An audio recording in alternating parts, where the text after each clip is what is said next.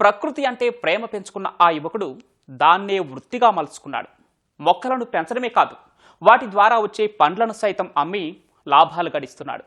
విదేశాల నుంచి తీసుకొచ్చే మొక్కలను 3 ఎకరాలలో నాటి అవి ఇక్కడి వాతావరణంలో ఎలా పెరుగుతున్నాయి, కాపు ఎలా వస్తుంది అనే అంశాలను పరిశీలించి మేలైన జాతి మొక్కలను రైతులకు అందిస్తూ ఆదాయం ఆర్జిస్తున్నాడు. చెట్లంటే మక్కువ ఉండే ప్రకృతి ప్రేమికులకు విభిన్న రకాల మొక్కలను అందిస్తూ లాభాలు పొందుతున్న సిద్దిపేట యువకుడు విష్ణువర్ధన్ రెడ్డితో చిట్చాట్.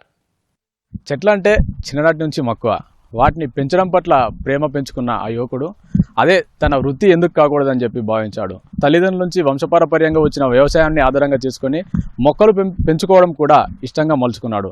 దాన్నే ఇప్పుడు వృత్తిగా చేసుకొని సంవత్సరానికి 80 లక్షలు సంపాదిస్తున్నాడు. ఆ మొక్కలు సైతం మనకి వివిధ దేశాల నుంచి సుమారుగా 1000 జాతులకు పైగా ఇక్కడ పెంచుతూ కావలసిన రైతులకి అందుబాటులో ఉంచుతున్నాడు. వారికి సరసమైన ధరలు అందిస్తున్నాడు. ఇక్కడ మనకి పెంచుతున్న యువకుడి దగ్గర మనం ఉన్నాము. ఏ జాతులు ఇక్కడ అందుబాటులో ఉన్నాయి, వాటిని పెంచాలనే ఆలోచన ఎందుకు వచ్చింది, మొత్తంగా ఎంత లాభాన్ని గడుస్తున్నాడు అనే విషయాలన్నీ అతని మాటల్లో అడిగి తెలుసుకుందాం. నమస్తే అండి. మొక్కలు పెంచాలనే ఆలోచన ఎందుకు వచ్చింది, ఇక్కడ ప్రస్తుతం ఇక్కడ అందుబాటులో ఉన్న మొక్కలు ఏమేమి ఉన్నాయంటారు?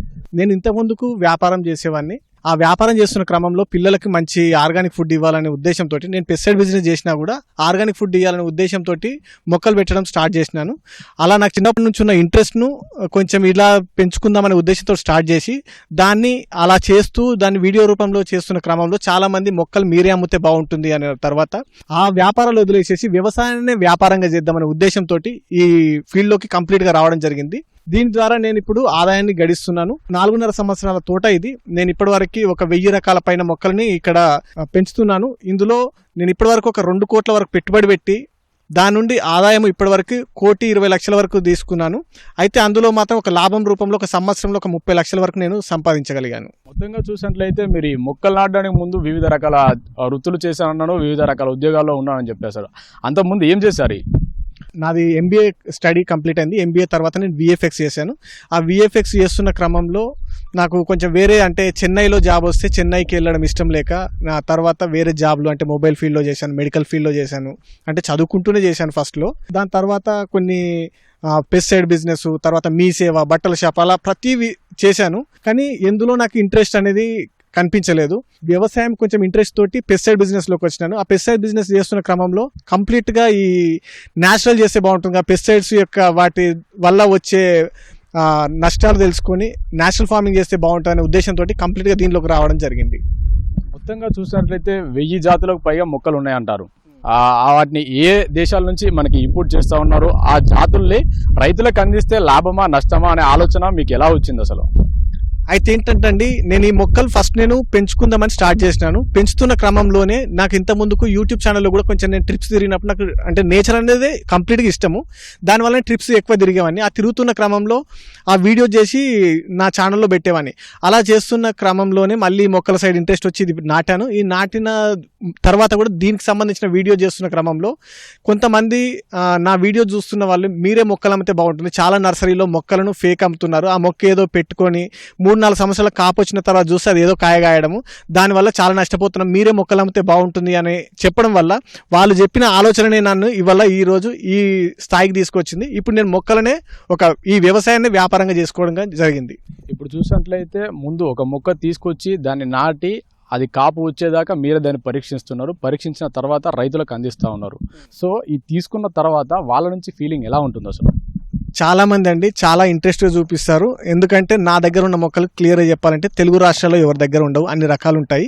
ప్లస్ మీకు ఎక్కడ ఏ నర్సరీకి వెళ్ళినా కూడా మొక్క అనేది అమ్మడం వరకు మాత్రమే. అసలు ఆ మొక్క ఫ్రూట్ ఎలా ఉంటుందో కూడా చాలా మందికి తెలియదు.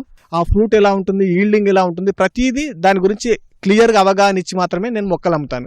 అదే నాకు చాలా ప్లస్ పాయింట్. నన్ను ఆదరించే వాళ్ళకు చాలా మందికి ఆ విషయాలు తెలుసు. ముఖ్యంగా చూసినట్లయితే ఏ దేశాల నుంచి ఇక్కడికి మనం మొక్కలు ఇంపోర్ట్ చేసుకుంటా ఉన్నారు, వాటిలో మేలైన జాతులు అంటే మీరు చూస్ చేసే జాతులు ఏమేమంటారు? దాదాపు నా దగ్గర 1000 రకాలు ఉంటే అందులో దాదాపు 100 దేశాలకు సంబంధించినవి ఉంటాయి. మనకు మ్యాంగోస్లోనే దాదాపు నా దగ్గర 350 వెరైటీస్ ఉన్నాయి. అంటే అవి ఒక వివిధ దేశాలు, అంటే మనకి దాదాపు ఒక 70-80 దేశాల వరకు ఉండొచ్చు మ్యాంగోస్ వరకే. మిగిలిన ఫ్రూట్స్ అన్ని కలిపి కూడా ఒక 100 దేశాల వరకు ఉంటాయి. వెరైటీస్ ఏంది, అందులో బ్రిక్స్ చూసి అందులో స్వీట్ని మన మామూలుగా ఫ్రూట్స్లో వచ్చేసి స్వీట్ని బ్రిక్స్లో కొలుస్తారు. అట్లా ప్రతి ఫ్రూట్ని బ్రిక్స్లో కొలిసి మాత్రమే అది వాటి ఈల్డింగ్ చూసిన తర్వాత మాత్రమే రైతులకు అనుకూలంగా ఉంటే వాటిని మనకి చెప్పడం జరుగుతుంది ఎవరికైనా. మన తెలంగాణ ప్రాంతానికి మన ఇక్కడ వాతావరణానికి అనుకూలంగా ఉండి విదేశాల నుంచి తీసుకొచ్చిన మొక్కలు ఏవైతే రేరుగా ఉన్నాయో వాటి పేర్లు కొన్ని చెప్పండి. ఇప్పుడు నా దగ్గర చూసుకుంటే మీకు మ్యాంగోలో బోలెడు రకాలు ఉన్నాయి. అలాగే పక్కన పెడితే డిఫరెంట్ వెరైటీస్ చూసుకుంటూ వెళ్తే వెల్వెట్ యాపిల్ అని, లోంగాన్ అని, నెక్స్ట్ బ్లాక్ సపోటా అని, వైట్ సపోటా అని, అవకాడో అని, నెక్స్ట్ నోని అని, సెడార్బే చెర్రీ, రియో గ్రాండే చెర్రీ, అలాగే మనీలా చెర్రీ, నెక్స్ట్ కుంక్వాట్ అంటే స్వీట్ లెమన్ అని, అలాగే మనకి ఆరెంజెస్లో కూడా కొన్ని వెరైటీస్ ఉన్నాయి. అలాగే మనకి కొన్ని కమర్షియల్ వెరైటీస్లో కూడా మళ్ళీ నేను అందులో సెలెక్ట్ చేసుకుంటాను. మనకి అవకాడో చూసుకుంటే అవకాడోలో కూడా ఒక 10-15 రకాలు ఉన్నాయి నా దగ్గర. అలాగే లోంగాన్లో చూసుకుంటే కూడా మన వెదర్కి ఇప్పుడు బాగా సూటబుల్ అయ్యే పంట అది, అందులో కూడా నా దగ్గర దాదాపు ఒక 18 రకాలు ఉన్నాయి. అట్లా ప్రతి దాంట్లో కూడా ఇట్లా చెప్పుకుంటూ పోతే చాలా రకాలు ఉన్నాయి. కొన్ని వెరైటీస్ మన వెదర్కి రావడం లేదు కూడా, అలా చాలా రకాలు ఉన్నాయి. ఇంకా ఇక్కడ మీ ఫామ్లో చూసినట్లయితే యాపిల్ కూడా కనిపిస్తూ ఉంది. మొత్తంగా మన తెలంగాణ వాతావరణానికి యాపిల్ పంట అనేది అనుకూలం కాదు. సో ఇక్కడ యాపిల్ పెంచడానికి మీరేమన్నా దానికి పెస్టిసైడ్స్ ఏమైనా యూజ్ చేస్తూ ఉన్నారా, లేదంటే మనకి సేంద్రియ పద్ధతిలోనే దాన్ని సాగు చేస్తూ ఉన్నారా? ప్రతిదీ యాపిల్ వచ్చేసి హై యాటిట్యూడ్లో పండే పంట. అంటే మనకి ఒక యాపిల్ చెట్టుకు కావాల్సింది ఏంటంటే సంవత్సరం మొత్తం చల్లగా ఉండడం కాదు, దానికి ఒక రకాన్ని బట్టి దానికి ఒక సంవత్సర కాలంలో ఇన్ని గంటలు చల్లగా ఉంటే సరిపోతుంది అని ఉంటుంది. అలా మన వెదర్కి వచ్చేసి 50 డిగ్రీ సెంటిగ్రేడ్ వరకు కూడా సర్వైవ్ అయ్యే యాపిల్స్ ఉన్నాయి. అందులో HRM99, అన్నా, డోర్సెట్ గోల్డెన్ అనే 3 రకాలు ఉన్నాయి. ఈ 3 రకాలు కూడా మన వెదర్కు వస్తాయి. అది కూడా హెవీ ఈల్డింగ్ ఉంటుంది. ఇది ఏంటంటే మన వెదర్కి ఈజీగా అడాప్ట్ అయ్యి మన వెదర్కి వస్తాయి. అయితే ఈల్డింగ్ కూడా చాలా బాగా వస్తుంది. అలాగే నేను ఇందులో చేసే ఫార్మింగ్ కూడా కంప్లీట్ న్యాచురల్ అండి. ఈ 4.5 సంవత్సరాల కాలంలో ఈ మొక్కలకు నేను ఒకేసారి మాత్రమే వర్మీ కంపోస్ట్ లాస్ట్ ఇయర్ వేయడం జరిగింది. ఒకసారి వైట్ ఫ్లై అనేది ఒకటి వస్తే మాత్రం ఒకసారి ఫస్ట్ టైం అది పెస్టిసైడ్ స్ప్రే చేశాను దాదాపు 2.5 సంవత్సరాల క్రితము. అది కూడా నేను చేసిన మిస్టేక్. ఎందుకంటే ఈ ప్రకృతిలో ఏంటంటే ఒక గాయాన్ని మనం ఏది పెట్టకున్నా కూడా ఏదైతే దానంతలో అదే సొంతంగా క్యూర్ అవుతుందో, ఈ మొక్కల్లో వచ్చే పెస్ట్ కూడా దానంతలో అదే క్యూర్ అవుతుంది. బట్ ఒక సీజన్ బట్టి వస్తుంది. దాన్ని మనము స్టడీ చేస్తే మాత్రమే క్లియర్గా అర్థమవుతుంది. ప్రకృతిలో సహజంగా ఏ పురుగైనా వస్తుంది, దానంతలో అదే పోతుంది. కానీ మనం వాటికి అడావిడిగా మనం చేయడం తప్ప వాటికి పెద్ద ఎటువంటి పెస్టిసైడ్ యూజ్ చేయాల్సిన అవసరం లేదు. నా ఫామ్లో వచ్చేసి మినిమం 150 రూపీస్, మ్యాక్సిమం వచ్చేసి 5000 రూపీస్ కేజీ వరకు అమ్ముతాను. ఎందుకు అంటే నేను కంప్లీట్ న్యాచురల్ ఫార్మింగ్ చేస్తాను. అలాగే very rare varieties, regular varieties అనేది కాదు. దానివల్ల ప్రతి ఒక్కరు చాలా ఇంట్రెస్టింగ్. నా దగ్గర ఫ్రూట్స్ అనేటివి సీజన్లో కూడా దొరకవు. ఎందుకంటే నా దగ్గర డిమాండ్ ఎక్కువ, నా దగ్గర ప్రొడక్షన్ తక్కువ.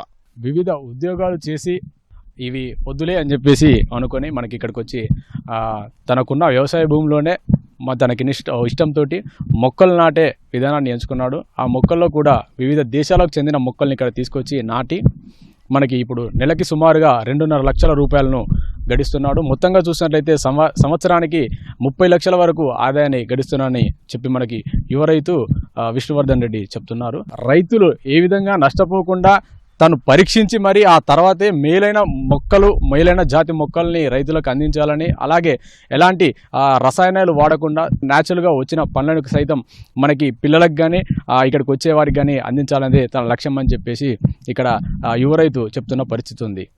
కెమెరామెన్ ఉమామహేశ్వరరావుతో ప్రశాంత్, ఈటీవీ న్యూస్, గజ్వేల్ నుంచి.